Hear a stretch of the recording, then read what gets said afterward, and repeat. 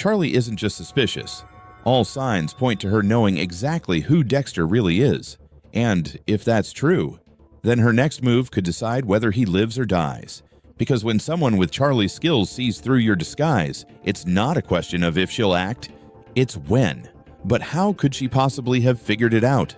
The answer lies in her background, her skills, and a trail of clues Dexter probably didn't even realize he left behind. From the start, Charley isn't portrayed as your average bodyguard. She's a former special ops agent, now head of security for billionaire Leon Prater, a man obsessed with serial killers and their memorabilia. But Charley's role isn't just to protect Prater, she's his fixer, the person who quietly solves problems with precision, efficiency, and a level of skill that makes her more dangerous than anyone else in the room. Her introduction tells us everything. She's sent to track down Ronald "Red" Schmidt, a rideshare driver killer terrorizing New York City. Red's motive is personal. After losing his father to suicide when the taxi industry collapsed, he blames drivers for his family's pain and kills them one by one. It takes Charley 3 full weeks to find him. That level of effort means she would have studied him inside and out, his profile, his habits, his entire background. She delivers Prater's invitation to join the gathering of killers. Dexter gets to Red and kills him. Then Dexter takes Red's place, hoping to trick both Charley and Prater into thinking he's the man she spent weeks hunting. And here's where the problem starts for Dexter. Charley's skill set makes it almost impossible to believe she'd mistake him for someone else. The first clue: when Charley searches Red's home, the first place she looks for his trophies is inside the air conditioning unit. That's not the most obvious spot unless you've seen it before. It's exactly where Dexter used to hide his own trophies back in Miami. The precision of that choice hints she may already know about his methods. The second clue: her disdain for killers is consistent and intense. She calls Red a psycho without hesitation. She kills Keith, the can clubber, with minimal provocation. She refuses to even be in the same room when Prater opens his vault of serial killer memorabilia, making a quick exit the moment it's mentioned. This isn't just professional detachment, it's personal disgust. The third clue: Charley has access to tracking tech and a network of connections through Prater's empire. All guests at his dinner were given phones, and phones can be tracked. That means she could easily see that Red suddenly stopped going home, suddenly stopped killing, and suddenly started visiting one location over and over again: Dexter's. The fourth clue: she may already know Dexter by name. Blessing, his landlord and new friend, often greets him through a Ring camera, calling him Dexter, loud enough for anyone nearby to hear. For someone in Charley's position, overhearing that would be enough to connect the dots. And then there's the bigger picture. Prater has Trinity's hammer and knows his kill pattern. He has memorabilia from some of the most infamous killers alive. He's wealthy enough to dig into anyone's past. If even Trinity's own family could figure out Dexter's real identity after Rita's murder, then it's hard to imagine Charley and Prater, with their resources, wouldn't. It's not just about recognizing Dexter's face. It's about recognizing his pattern. Red's killing spree ends the moment Dexter takes over his identity. Red's home in New York sits untouched. The man she supposedly spent 3 weeks tracking never returns. For a woman with Charley's level of precision, those are red flags you can't miss. So the question becomes, if Charley knows, why isn't she saying anything? Here's where it gets interesting. Charley's disgust for killers might be genuine, but Dexter isn't just any killer. As the Bay Harbor butcher, he kills other killers. That might make him useful to her. If she's as calculated as she appears, she could see Dexter as a perfect tool to clean up threats without getting her hands dirty. But that doesn't make him safe. The moment Dexter becomes a liability, Charley has everything she needs to take him out: training, resources, and the element of surprise. This creates a dangerous balance. Both of them know the other is capable. Both are pretending to play along. But every shared glance, every conversation, every silence is loaded with the unspoken question: who will make the first move? For Dexter, the danger isn't whether Charley can kill him, it's whether she's already planning to. And that's why Charley may be the most dangerous person in Dexter's life right now. If you were in Dexter's shoes, would you confront her or keep playing along? Let me know in the comments, and don't forget to subscribe for more deep dives into Dexter Resurrection. This was the New York Rippers. The New York Ripper is the most chilling killer in Dexter Resurrection. and nobody knows who it is. Yet. From shadowy billionaires to long-forgotten faces from Dexter's past, the theories are explosive, and one of them might just be true. So, who's really behind the Ripper's 22 gruesome murders? Let's break down every clue, every suspect, and the shocking twists that could change the show forever.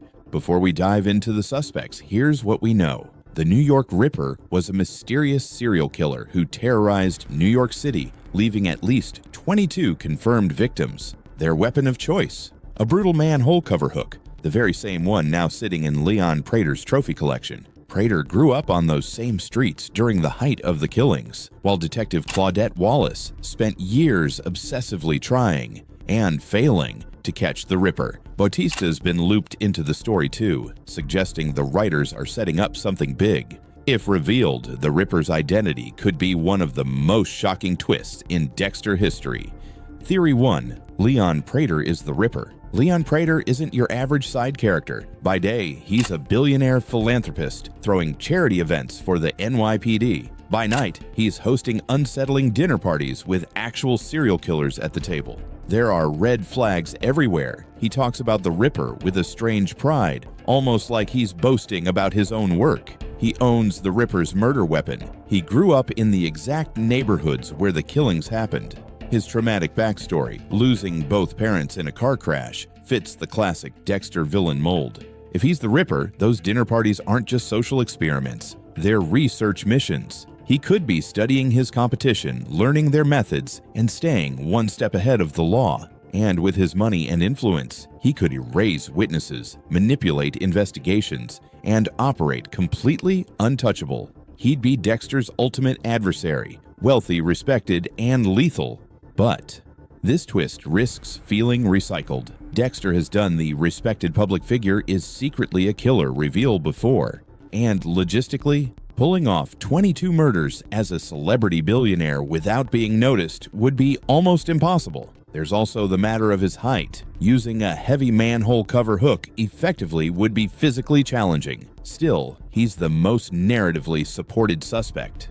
Theory 2. Detective Melvin Olivia or Charlie Brown. Two long-shot candidates, but worth mentioning. Detective Melvin Olivia knows every police procedure in the book. Quiet and reserved, he could be hiding in plain sight. He'd know exactly how to avoid capture and stay a step ahead of Claudette's investigation. Charlie, on the other hand, has special ops training, a Harvard law degree, and deep access to Prater's operation. Her disgust for the dinner party killers could actually be a front, a way to make herself look morally superior while eliminating the competition. The problem?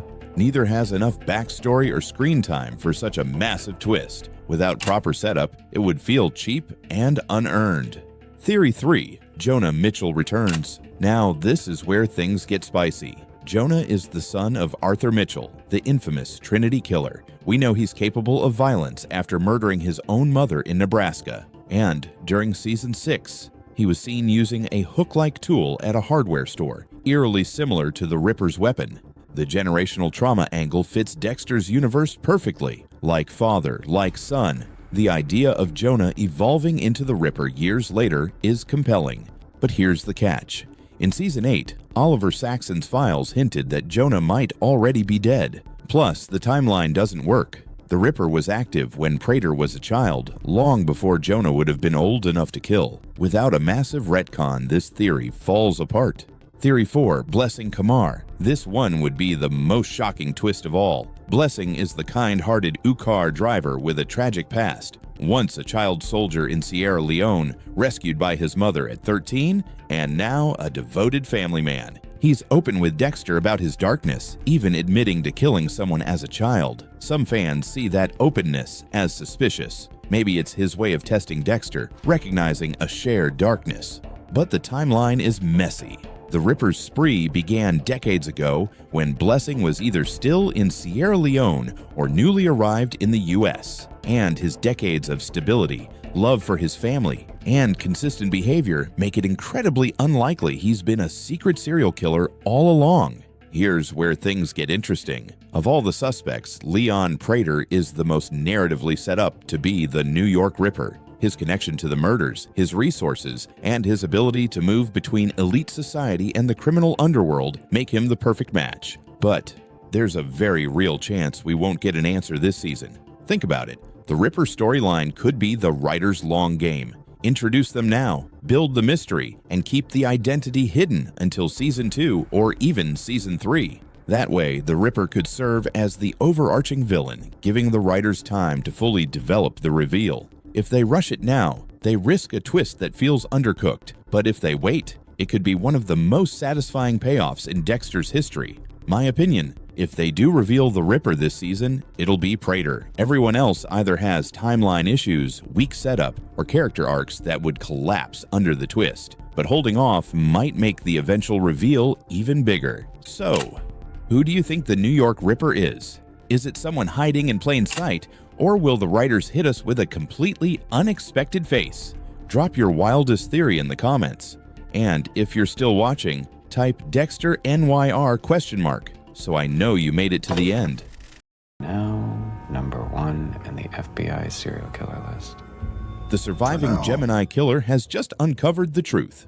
Dexter Morgan is the Bay Harbor Butcher. This isn't just another killer looking to make a name for himself. This is the most intelligent, methodical, and dangerous adversary Dexter has ever faced. One who doesn't just want to kill, he wants to outsmart. And now, with a personal vendetta and a genius-level intellect, the hunter may finally become the hunted. But how did the Gemini killer figure it out? And more importantly, what will he do with this knowledge? The answers could completely reshape the endgame of Dexter: Resurrection.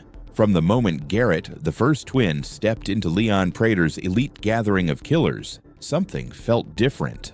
While others in the room treated the dinner like a twisted social club, Garrett stayed quiet, watchful, dissecting every movement and word from Red, Dexter's alias. Garrett wasn't just another predator. He had a method, a ritual, a signature that baffled law enforcement for years, targeting victims in pairs, arranging their bodies in mirrored positions, their heads touching. 32 confirmed kills, and the FBI still couldn't catch him. The method doubled his body count while hiding his true numbers, a display of both artistry and operational brilliance. And his intelligence was as deadly as his knife. Top of his class, top Mensa, top of the FBI's most wanted list, the kind of mind that notices the smallest inconsistency and never lets it go.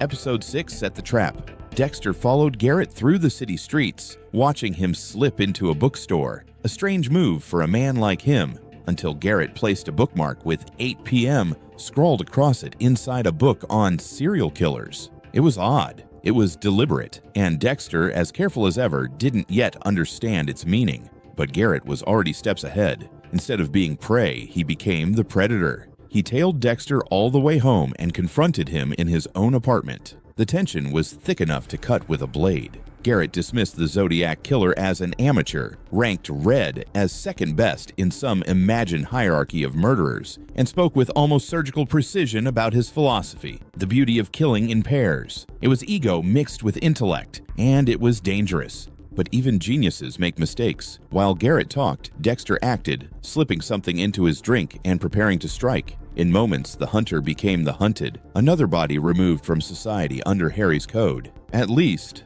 that's what Dexter thought, because at the helicopter pad later that night, Prater's surviving killers gathered. A car pulled up, and out stepped the exact same man Dexter had just killed. Same face, same mannerisms, same unsettling stare. The truth hit hard. Gemini wasn't one man. It was two. Identical twins. Perfectly coordinated, perfectly disguised as a single killer. The symbol had been there all along. Gemini, the twins, hiding in plain sight. This changed everything. Two people functioning as one identity means an unbreakable psychological bond. If one was suspicious of Dexter during that dinner party, the other would have been too. If one vanished after meeting him, the other would immediately connect the dots. That 8 p.m. note in the bookstore. Not a clue for Dexter at all. It was a coded message for his brother, a way to synchronize their movements without ever breaking cover. The operational security here is terrifying. We're talking about a two-person intelligence unit, shared observations, mutual alibis, a constant stream of updates about everyone they meet. That's why the surviving twin, now armed with suspicion and motive, will inevitably realize who Dexter truly is. So, what happens when he does? There are 3 possible paths, and every single one is bad news for Dexter and Harrison. First possibility, he tells Leon Prater. The twins have always shown loyalty to their benefactor. At that dinner party, Garrett was quick to suggest eliminating loose ends for Prater's protection. If the surviving twin believes Dexter killed his brother and orchestrated Mia Lapierre's death, his first move might be to warn Prater that a legendary serial killer has infiltrated his circle. Prater's reaction could go one of 2 ways. He could see Dexter as a threat that must be destroyed, unleashing his resources, private security, FBI connections, and a near-limitless budget to erase him. Or he could see Dexter as the ultimate prize. Remember, Prater is obsessed with serial killer memorabilia. Knowing the Bay Harbor butcher sat at his table could make him want to capture and study Dexter instead. And that's a fate possibly worse than death. Second possibility, personal revenge. The Gemini killer's whole philosophy revolves around pairs. What better way to avenge his brother and prove his superiority than to kill Dexter and Harrison together? That puts Harrison in serious danger. He's been trying to live a normal life in New York, working at the hotel, getting close to Elsa and her son. But if the twin comes for them, Harrison will be dragged back into the darkness he's been running from. And here's the twisted irony. If Harrison is forced to kill again to survive, it might push him over the edge, into the very life Dexter's been trying to keep him from. Third possibility, the twin accidentally helps the police. Detective Wallace and Angel Batista are already closing in, building a case against Dexter and tying Harrison to Ryan Foster's murder. If the twin makes a move, whether in revenge or by striking an uneasy deal, he could give Batista the exact evidence he's been searching for. Now imagine all 3 scenarios happening at once. Prater's power, a genius killer seeking revenge, the police closing in. That's not just danger, that's a no-win situation. And in the middle of it all, Harrison, one move away from either becoming a killer or losing everything. The Gemini twist isn't just a plot device, it's the writers loading a gun and aiming it at every part of Dexter's world. And if you think the Gemini killer will be the one to finally take down Dexter, drop Dexter Hunted in the comments. Trinity changed Dexter forever, but the Gemini killer might break him. This isn't just another villain. Fans believe Gareth, the Gemini killer, might go down as the most disturbing and psychologically complex enemy Dexter has ever faced. But what makes him so dangerous? And how could he outdo someone like Trinity, who left Rita dead in a bathtub? Let's start with the man behind the madness, David Dastmalchian. If you've seen Prisoners or Late Night with the Devil, you already know this guy doesn't play creepy. He is creepy. And that's a compliment. There's something about his presence on screen that makes your skin crawl in the best way possible. Some fans say he looks like a Batman villain. Others say Marilyn Manson. But what everyone agrees on is this: David brings a type of darkness to his characters that feels unsettling and dangerously real. And that's exactly what makes Gareth such a terrifying threat. Now let's talk Trinity. Yes, Arthur Mitchell killed Rita. Yes, it was devastating. But let's be honest. Dexter let him in. He admired Trinity. He saw a mentor, a man who could balance murder and family life. Dexter got too close and paid the price. But Gareth, there's no admiration here, no curiosity, just danger. According to a bombshell article from Dexter Daily, David hinted that the Gemini killer has a secret power, something that will make Dexter's life incredibly difficult. His words, not ours. So what does that mean? What kind of power could possibly shake Dexter to his core? Some fans think it's supernatural. Others believe Gareth is actually a version of Dr. Denko from the original Dexter novels, a character known for brutal twists and psychological dominance. And David didn't help calm the speculation. He straight up said, once fans understand what's going on, it might blow their minds. Think Fight Club levels of shock, multiple personalities, reality-bending secrets, hidden identities. Whatever it is, we've never seen anything like this in the Dexter universe. Because here's the truth. Past villains were smart, calculated, dangerous. But Gareth feels like something bigger, something inevitable, something Dexter can't just stalk and stab in a kill room. He might not just challenge Dexter, he might own him. And that's where the stakes get scary. What if this secret power isn't just metaphorical? What if Gareth controls someone close to Dexter? What if he's already embedded inside Dexter's world, pulling strings without us even realizing it? Or what if he knows who Dexter really is? If Gareth turns out to be the kind of villain who stays one step ahead, who manipulates everyone around him like chess pieces, who doesn't just want to kill Dexter but wants to break him, then we're not dealing with a serial killer. We're dealing with something entirely new. That's what makes Gareth so fascinating. He's not just physically dangerous, he's psychologically invasive, the kind of enemy who forces Dexter to question everything, his past, his code, his future, all of it. And that's why he might outdo Trinity. Not because he kills more, but because he gets closer, because he plays dirtier, because he doesn't just attack Dexter's life, he attacks Dexter's identity. If that's the direction this series takes, we might be witnessing the rise of the most unforgettable villain Dexter has ever faced. So what do you think? Will the Gemini killer outshine Trinity? Or will he become just another name on Dexter's table? Drop your wildest theory in the comments. And if you're still watching, comment Dexter vs Gemini, so we know you're one of the real ones ready for the chaos. Because something tells us Dexter isn't ready for what's coming. As you may know, we have a serial killer who's taking out rideshare drivers. Blessing seems like the nicest guy in Dexter. Resurrection, a humble rideshare driver, a generous host, a proud father. But what if that's exactly the point? What if this friendly face is actually hiding one of the darkest secrets in the entire series? Because more and more fans believe Blessing might secretly be the New York Ripper. And disturbingly, it all adds up. When Dexter Resurrection introduced us to Blessing Kamar, he seemed like the least suspicious person in the room.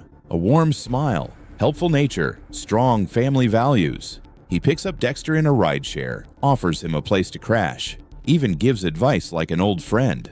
At first glance, he looks like a harmless supporting character, but that's exactly what makes him dangerous. Because in a show like Dexter, characters who feel too good to be true usually are. In fact, Blessing's calm, generous energy reminds fans of Brother Sam, the deeply spiritual mechanic who tried to lead Dexter toward redemption in Season 6. But unlike Sam, who openly confessed his violent past, Blessing has no darkness, no flaws, no baggage. And in the world of Dexter, that's a red flag. Because nobody, absolutely nobody, is that clean. Here's where it gets strange. Blessing isn't just some background character. He's the one who first mentions the dark passenger killer. He's the one who introduces Dexter to Leon Prater. He's the one who conveniently shows up at every critical turning point in Dexter's new life. It's like he's not just part of the story, he's steering it. Now let's talk about the Ripper. The New York Ripper is one of the most disturbing figures in the new series, a shadowy serial killer who's never been caught. His signature, a hooked knife that leaves a grotesque and unforgettable mark. Detective Claudette Wallace is obsessed with solving the case, but nobody else seems to care. And this is where things start to click, because the way Blessing talks about the Ripper is strange. He's the one who puts the case on Dexter's radar. He's the one who leads him to Prater, a man some believe might be the Ripper. But here's the thing, there's no proof Prater ever met the Ripper. What if Prater was a red herring? What if the real Ripper has been standing next to Dexter this whole time? Think about it. Blessing brings Dexter into the case, points him at someone else, gains his trust, and does all this while hiding in plain sight, just like the Ripper has always done. Now let's address the elephant in the room, the timeline. Prater says the Ripper terrorized his neighborhood when he was a kid. If Blessing is about the same age, that would make him too young to be the Ripper, right? Not necessarily. The show never confirms exact dates. What if the Ripper did go dormant? What if he paused, raised a family, and then re-emerged when something triggered him? Something like the return of Dexter Morgan. And here's what really sends chills down your spine. Blessing's behavior. His close friend Shike is attacked, other drivers are killed, but Blessing stays calm. Too calm. Maybe that's resilience. Or maybe it's the absence of empathy, which, as fans know, is textbook serial killer behavior. He doesn't just know about the Ripper case, he's inserting himself into it. And more importantly, he's inserting Dexter into it, like he's baiting him, testing him, playing a game. What if Blessing isn't helping Dexter? What if he's hunting him? Let's say the theory is true. Let's say Blessing really is the Ripper. That changes everything, because now we're looking at a man who built a fake life. A father, a husband, a friendly driver. All of it, a cover for something monstrous underneath. We've seen this before. Trinity was a church-going family man with a dark side that could shatter glass. The ponytail killer had a normal home life while casually chatting at Prater's dinner parties. Evil doesn't always wear a mask. Sometimes it wears a smile, and that's what makes Blessing so dangerous. He's hiding behind kindness, hiding in broad daylight, and the only person who might be able to see through the act is Dexter. There's a scene coming up that fans are already buzzing about. A gathering, a dinner, a moment where Dexter, Blessing, and Prater all sit at the same table. What if that's the reveal? What if that's when Dexter realizes he's not sharing bread with a friend? He's sharing it with a predator. Will they team up? Will they turn on each other? Or will Dexter finally realize the most dangerous killer in New York has been riding shotgun all along? Here's the craziest part. Everything Blessing has done could be seen as kindness or manipulation. Every gesture could be sincere or strategic. That's why this theory is catching fire. Not because it's shocking, but because it's plausible. And that's exactly how Dexter always gets us, by hiding the villain where we'd least expect. So what do you think? Is Blessing just a good guy in a dark world, or the monster hiding beneath it? Let us know in the comments. And if you're still watching, drop Ripper Blessing to show you're one of the real ones digging into the truth. Hit that like button, subscribe, and get ready, because the darkest reveal might still be coming.